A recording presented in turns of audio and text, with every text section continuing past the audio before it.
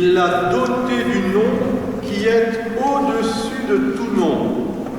Cœur de Jésus.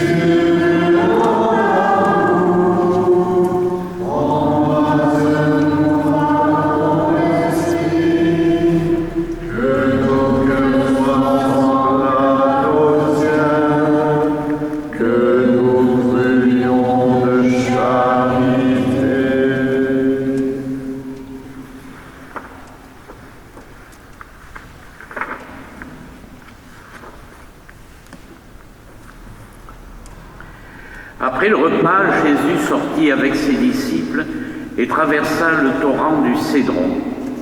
Il y avait là un jardin dans lequel il entra avec ses disciples. Judas, qui le livrait, connaissait l'endroit lui aussi, car Jésus y avait souvent réuni ses disciples. Judas prit donc avec lui un détachement de soldats et de gardes envoyés par les chefs des prêtres et les pharisiens. Ils avaient des lanternes, des torches et des armes. Alors Jésus, sachant tout ce qui allait lui arriver, s'avança et leur dit : Qui cherchez-vous ? Ils lui répondirent : Jésus, le Nazaréen. Il leur dit : C'est moi. Judas, qui le livrait, était au milieu d'eux. Quand Jésus leur répondit : C'est moi, ils reculèrent et ils tombèrent par terre. Il leur demanda de nouveau : Qui cherchez-vous ? Ils dirent : Jésus, le Nazaréen. Jésus répondit : Je vous l'ai dit, c'est moi. Si c'est bien moi que vous cherchez, ceux-là, laissez-les partir. Ainsi s'accomplissait la parole qu'il avait dite : Je n'ai perdu aucun de ceux que tu m'as donnés. Alors Simon-Pierre, qui avait une épée, la tira du fourreau. Il frappa le serviteur du grand prêtre et lui coupa l'oreille droite. Le nom de ce serviteur était Malchus. Jésus dit à Pierre : Remets ton épée au fourreau. Est-ce que je vais refuser la coupe que le Père m'a donnée à boire ? Alors les soldats, le commandant et les gardes juifs se saisirent de Jésus et l'enchaînèrent. Ils l'emmenèrent d'abord chez Anne, beau-père de Caïphe, le grand prêtre de cette année-là. C'est Caïphe qui avait donné aux Juifs cet avis : il vaut mieux qu'un seul homme meure pour tout le peuple. Simon-Pierre et un autre disciple suivaient Jésus. Comme ce disciple était connu du grand prêtre, il entra avec Jésus dans la cour de la maison du grand prêtre. Mais Pierre était resté dehors, près de la porte. Alors l'autre disciple, celui qui était connu du grand prêtre, sortit, dit un mot à la jeune servante qui gardait la porte et fit entrer Pierre. La servante dit alors à Pierre : N'es-tu pas, toi aussi, un des disciples de cet homme-là ? Il répondit : Non, je n'en suis pas. Les serviteurs et les gardes étaient là. Comme il faisait froid, ils avaient allumé un feu pour se réchauffer. Pierre était avec eux et se chauffait lui aussi. Or, le grand prêtre questionnait Jésus sur ses disciples et sur sa doctrine. Jésus lui répondit : J'ai parlé au monde ouvertement. J'ai toujours enseigné dans les synagogues et dans le temple, là où tous les Juifs se réunissent, et je n'ai jamais parlé en cachette. Pourquoi me questionnes-tu ? Ce que j'ai dit, demande-le à ceux qui sont venus m'entendre. Eux savent ce que j'ai dit. À cette réponse, un des gardes qui était à côté de Jésus lui donna une gifle en disant : C'est ainsi que tu réponds au grand prêtre ? Jésus lui répliqua : Si j'ai mal parlé, montre ce que j'ai dit de mal. Mais si j'ai bien parlé, pourquoi me frappes-tu ? Anne l'envoya toujours enchaîné au grand prêtre Caïphe. Simon-Pierre était donc en train de se chauffer. On lui dit : N'es-tu pas un de ses disciples, toi aussi? Il répondit, Non, je n'en suis pas. un des serviteurs du grand prêtre, parent de celui à qui Pierre avait coupé l'oreille, insista. Est-ce que je n'étais pas vu moi-même dans le jardin avec lui? Encore une fois, Pierre nia. À l'instant, le coq chanta. Alors on amène Jésus de chez Caïphe au palais du gouverneur. C'était le matin. Les Juifs n'entrèrent pas eux-mêmes dans le palais, car ils voulaient éviter une souillure qui les aurait empêchés de manger l'agneau pascal. Pilate vint au dehors pour leur parler. Quelle accusation portez-vous contre cet homme? Ils lui répondirent, S'il ne s'agissait pas d'un malfaiteur, nous ne te l'aurions pas livré. Pilate leur dit, Reprenez-le et jugez-les vous-même suivant votre loi. les Juifs lui dirent, Nous n'avons pas le droit de mettre quelqu'un à mort. ainsi s'accomplissait la parole que Jésus avait dite pour signifier de quel genre de mort il allait mourir. Alors Pilate rentra dans son palais, appela Jésus et lui dit, Es-tu le roi des Juifs? Jésus lui demanda, Dis-tu cela de toi-même ou bien parce que d'autres te l'ont dit? Pilate répondit, Est-ce que je suis juif, moi? Ta nation et les chefs des prêtres t'ont livré à moi. Qu'as-tu donc fait? Jésus déclara, Ma royauté ne vient pas de ce monde. Si ma royauté venait de ce monde, j'aurais des gardes qui se seraient battus pour que je ne sois pas livré aux Juifs. Non, ma royauté ne vient pas d'ici. Pilate lui dit, Alors tu es roi? Jésus répondit, C'est toi qui dis que je suis roi. Je suis né, je suis venu dans le monde pour ceci, rendre témoignage à la vérité. Tout homme qui appartient à la vérité écoute ma voix. Pilate lui dit, Qu'est-ce que la vérité? après cela, il sortit de nouveau pour aller vers les Juifs et il leur dit, Moi, je ne trouve en lui aucun motif de condamnation. Mais c'est la coutume chez vous que je relâche quelqu'un pour la Pâque. Voulez-vous que je vous relâche, le roi des Juifs? mais ils se mirent à crier. Pas lui, Barabbas. Ce Barabbas était un bandit. Alors Pilate ordonna d'amener Jésus pour le flageller. Les soldats tressèrent une couronne avec des épines et lui mirent sur la tête. Puis ils le revêtirent d'un manteau de pourpre. Ils s'avançaient vers lui et ils disaient, Honneur à toi, roi des Juifs. et ils le giflaient. Pilate sortit de nouveau pour dire aux Juifs, Voyez, je vous l'amène dehors pour que vous le sachiez, que je ne trouve en lui aucun motif de condamnation. Alors Jésus sortit, portant la couronne d'épines et le manteau de pourpre, et Pilate leur dit, Voici l'homme. quand ils le virent, les chefs des prêtres et les gardes se mirent à crier. Crucifie-le, crucifie-le. Pilate leur dit, Reprenez-le et crucifiez-le vous-même. Moi, je ne trouve en lui aucun motif de condamnation. les Juifs lui répondirent, Nous avons une loi, et suivant la loi, il doit mourir parce qu'il s'est prétendu fils de Dieu. quand Pilate entendit ces paroles, il redoubla de crainte. Il rentra dans son palais et dit à Jésus, D'où es-tu? Jésus ne lui fit aucune réponse. Pilate lui dit alors, Tu refuses de me parler à moi? Ne sais-tu pas que j'ai le pouvoir de te relâcher et le pouvoir de te crucifier? Jésus répondit, Tu n'aurais aucun pouvoir sur moi si tu ne l'avais reçu d'en haut. Ainsi, celui qui m'a livré à toi est chargé d'un péché plus grave.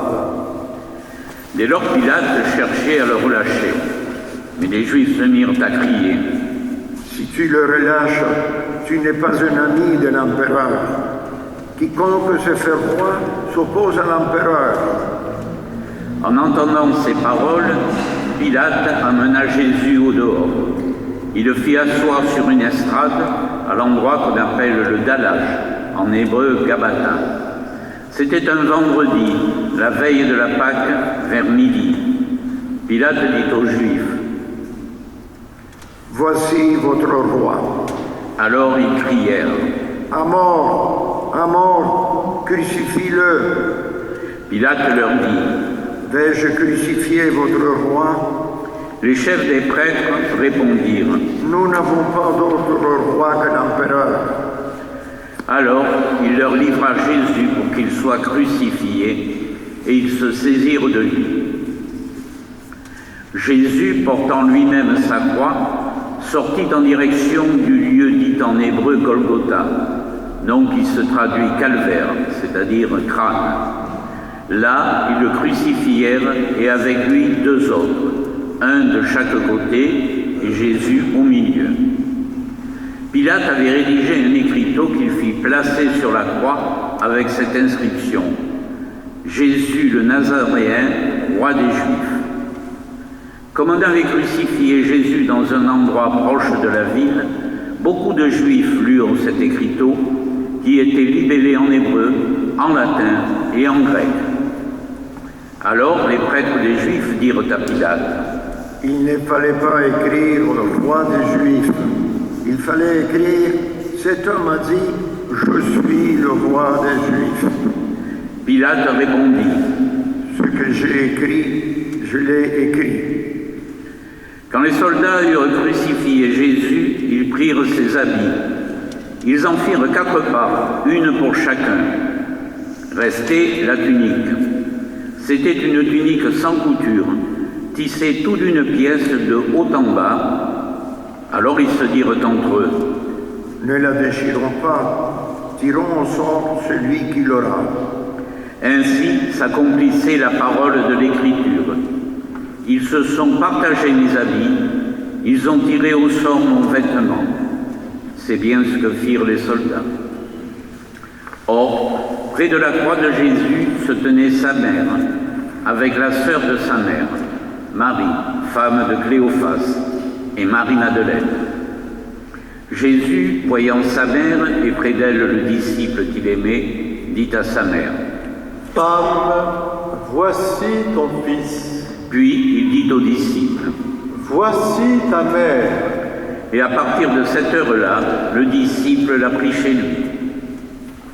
Après cela, sachant que désormais toute chose était accomplie, et pour que l'Écriture s'accomplisse jusqu'au bout, Jésus dit: « J'ai soif. » Or, il y avait là un récipient plein d'une boisson vinaigrée.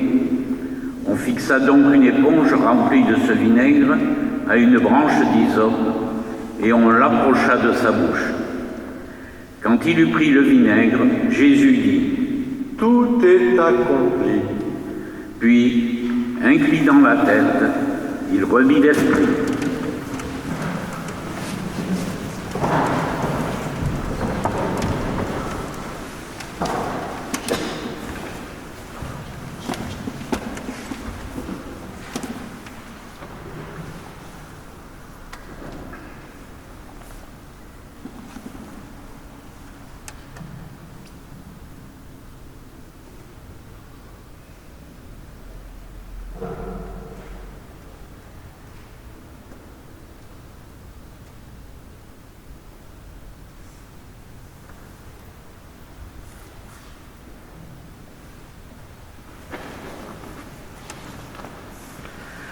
Comme c'était le vendredi, il ne fallait pas laisser le corps en croix durant le sabbat, d'autant plus que ce sabbat-là était le grand jour de la Pâque. Aussi, les Juifs demandèrent à Pilate qu'on enlève les corps après leur avoir brisé les jambes.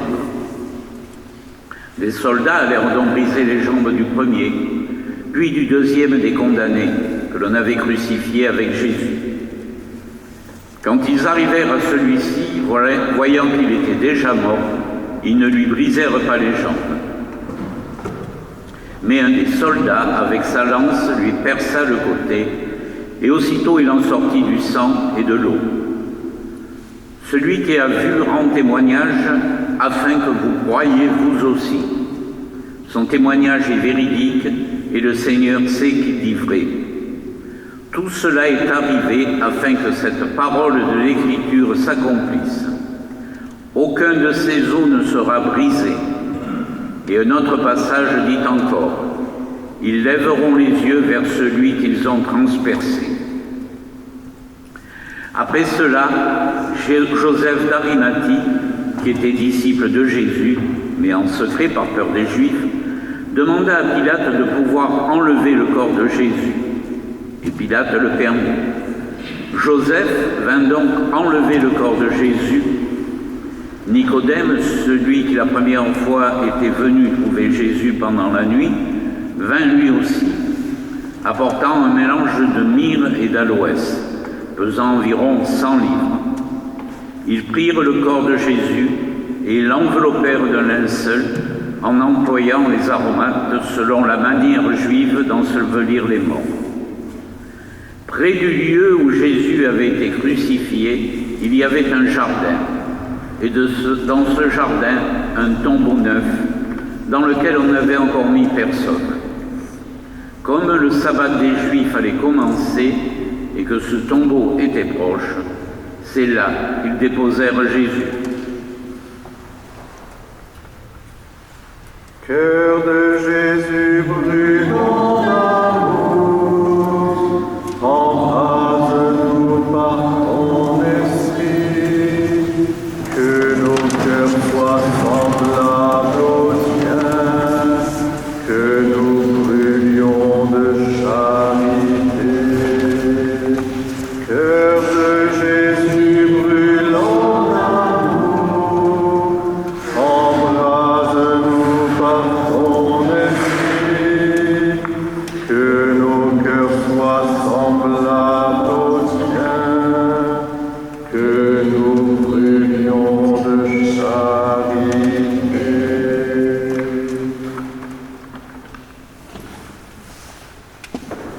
Chers frères et sœurs bien-aimés, nous sommes en ce vendredi saint à la porte d'un grand mystère. Après avoir franchi la porte de la miséricorde et d'être entré dans le Saint des Saints, dans ce temple béni de la Jérusalem qui préfigure la Jérusalem céleste,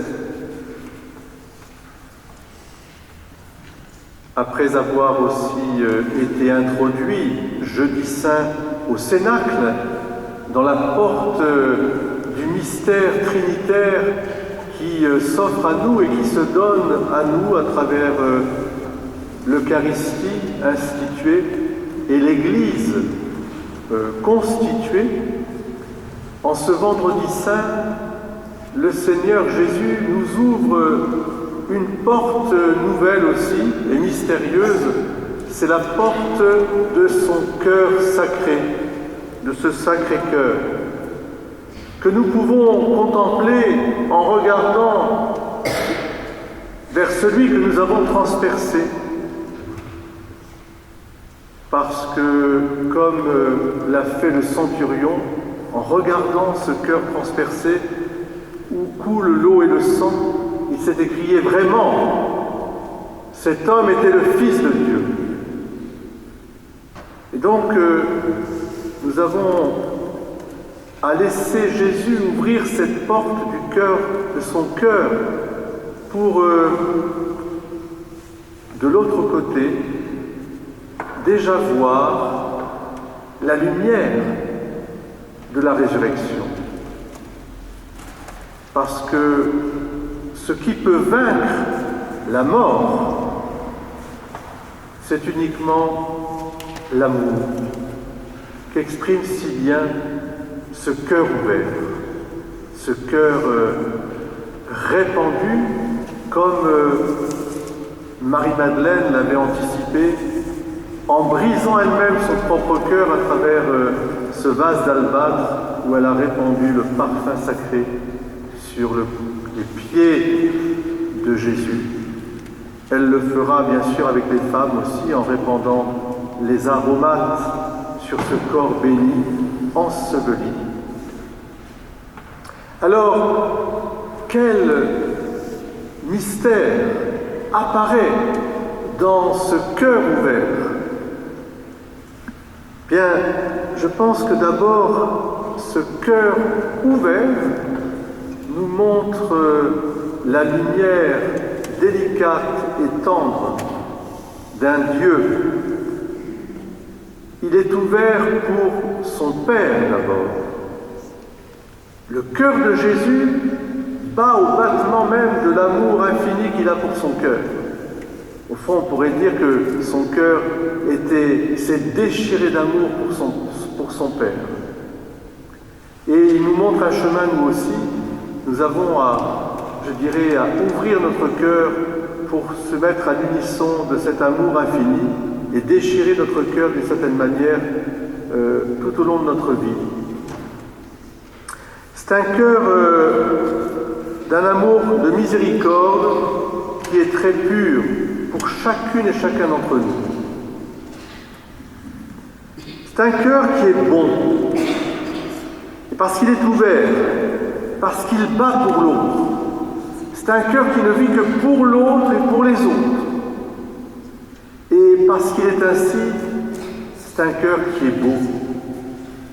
La beauté du Christ en croix apparaît à travers cette béance de son cœur, parce qu'elle exhale sa bonté infinie. Et nous devons contempler vraiment ce cœur pour nous mettre à son école.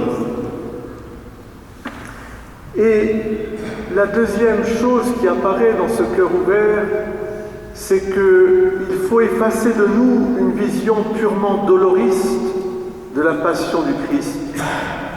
Le Christ n'est pas quelqu'un qui aime la souffrance, non. Mais parce qu'il est rempli de compassion, c'est un cœur qui est ouvert à la passion. Il n'y a pas de passion sans compassion. C'est ce que nous devons comprendre au fond de nous-mêmes. Oui, personne n'est exempt de la souffrance, absolument personne. Mais nous ne devons pas aimer la souffrance pour la souffrance. Nous devons, à travers le cœur sacré de Jésus, entrer dans la compassion, offrir nos vies pour le salut, notre salut à nous et le salut de ceux que nous aimons. Entrer dans ce mouvement vraiment de compassion, de miséricorde. Voyez comment alors les représentations des Christ changent totalement devant nous. Oui, si nous écoutons la passion du Christ, c'est parce que nous y voyons la compassion du Christ. Tous les personnages sont aimés par le Christ, tous. Et même, je vais vous dire une vérité aussi, Dieu aime toujours le démon. Il a de la miséricorde pour lui, mais lui ne veut pas. Parce qu'en Dieu, il n'y a que de la compassion, il n'y a que de l'amour, il n'y a rien d'autre. C'est ça le message, cette porte ouverte du cœur, où nous devons aller jusqu'au bout, là où il est allé lui-même, pour demander au Seigneur cette grâce de la compassion, de participer vraiment à sa passion. Au fond, j'aime cette expression magnifique. Si vous êtes là ce soir, c'est que vous avez un œil ouvert et un cœur battant du cœur de Jésus. Exactement comme sur les chapiteaux, je crois que c'est l'abbatiale de Tournu ou une autre, Issoire. Histoire magnifique, si vous regardez. Vous avez une représentation de Jésus, œil ouvert, cœur ardent. Et Marie-Madeleine, alors il a des billes comme ça, grande ouverte, et un cœur immense. Et il irradie Marie-Madeleine qui est là. Et à nous, c'est pareil. Il nous faut avoir un œil ouvert et un cœur ardent pour entrer vraiment dans ce cœur du Christ. Il nous invite à entrer dans son cœur comme il invitera Thomas à mettre sa main dans son cœur. Est-ce que tu es prêt, mon frère ou ma sœur, à prendre ce chemin de compassion pour entrer vraiment dans la passion du Christ? Ça veut dire ne juge plus, ne condamne plus, ne rejette plus, mais au contraire, accueille, laisse-toi ouvrir ton cœur jusqu'au bout de ta vie, pour le salut du monde. Car Dieu ne fait exception de personne, et il accueille tout le monde, et il attend de nous, disciples du Christ, que nous ayons ce cœur ouvert nous aussi, et cet œil ardent, pour que notre témoignage soit vraiment un vrai témoignage du Christ. On le connaît bien donc qu'avec son cœur. Ce cœur de Jésus nous regarde, il nous invite, il ouvre. Et alors derrière se cache le mystère de sa royauté. C'est un cœur royal. La royauté du Christ que nous avons entendu dans la Passion récitée, es-tu roi? Mon royaume n'est pas de ce monde. Oui, je suis roi. Mais c'est quoi la royauté? Eh bien, c'est dans le cœur de Jésus que je comprends ce que veut dire être roi. Sa devise, c'est rien par force, tout par amour. Voilà le cœur de Jésus. Rien par force, tout par amour. Ne rien demander, ne rien refuser. Il se livre. Et en trônant sur la croix, c'est là qu'il rassemble le monde entier. Sa royauté s'exerce.